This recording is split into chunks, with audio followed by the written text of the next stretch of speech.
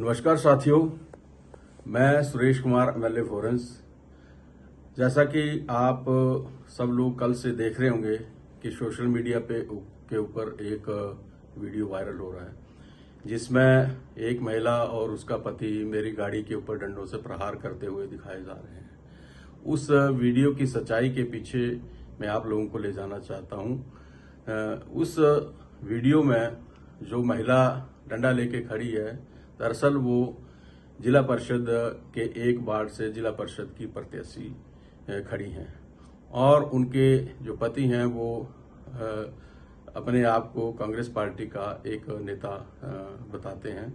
लेकिन कांग्रेस पार्टी ने एक फैसला लेते हुए पिछले कल अनुशासनहीनता के चलते उनको पार्टी की प्राथमिक सदस्य से निष्कासित किया है और उसी के चलते उन्होंने इस तरीके का व्यवहार जो है वो मेरे गाड़ी के ऊपर, मेरे ड्राइवर और मेरे पीएसओ के ऊपर किया। तथ्य ये है कि मैं पंचायतों के आजकल चुनाव चले हैं, इसके प्रचार में हम काम कर रहे हैं क्योंकि पंचायतों में प्रचार करना राजनीतिक पार्टियों का कार्य होता है और उसी कार्य में हम जो चुनाव आचार संहिता है उसके दायरे में कर रहे थे।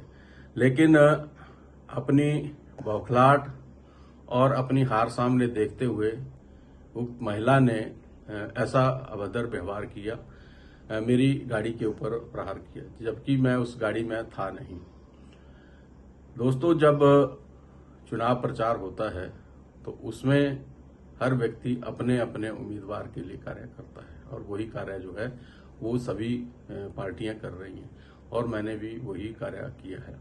लेकिन डंडों से प्रहार करना, गाली गलौज करना और इस तरीके की अभद्र व्यवहार करना अपने आप में दर्शाता है कि किस हद तक उन लोगों की बौखलाहट है और उस बौखलाहट को निकालने के लिए वो अनाप शनाप जो है वो भाषा का, अभद्र भाषा का व्यवहार कर रहे हैं।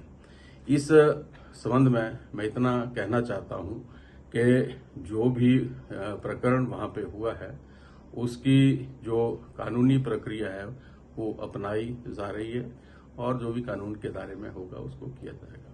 लेकिन इससे पहले भी उक्त महिला द्वारा सोशल मीडिया के माध्यम से मेरे ऊपर कई तरह की बातें, वो टिप्पणियां वो करते रहते हैं। मेरे चरित्र के बारे में, मेरे संपत्ति के बारे में और मेरे चुनाव जो हुआ है उसकी जो इलेक्शन पिटीशन है उसके बारे में भी कहते रहते हैं। तो ये सारे जो मुद्दे हैं ये कानूनी प्रक्रिया है। अगर इलेक्शन पिटीशन है उसका फैसला भी माननीय हाईकोर्ट को करना है, या मेरी संपत्ति है तो उसके लिए भी एजेंसियां बनी हैं, वो उसको देखती हैं। और मैं व्यवसायी हूं, मेरा पेट्रोल पंप है तो उसका जो इनकम टैक्स रिटर्न है वो विभाग को समय पे दी जाती है।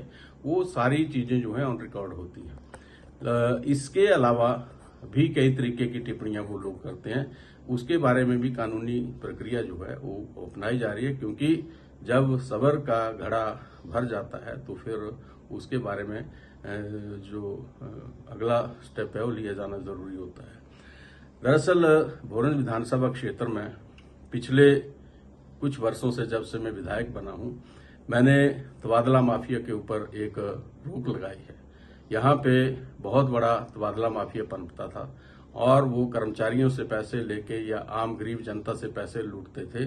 मैंने उस धंधे को बंद किया और उससे कई लोग फिर मेरे विरोधी बन गए हैं जिनका रोजगार, जिनका कार्य जो था वो तबादलों से चलता था या लोगों से पैसे ऐंठ कर चलता था। तो ये सारी चीजें उस चीज से जुड़ती हैं। आने वाले समय में और भी सच्चाई जो है इन सारी चीजों की मैं लेके आऊंगा और कानूनी प्रक्रिया के माध्यम से हम ये सारी चीज करेंगे। लोकतंत्र में इस तरीके की घटनाएं और अभद्र व्यवहार ये उनकी शालीनता को दर्शाता है और ऐसे लोगों के ऊपर हम अंकुश लगाएंगे, चाहे कितनी बड़ी कुर्बानी हमें देनी पड़े।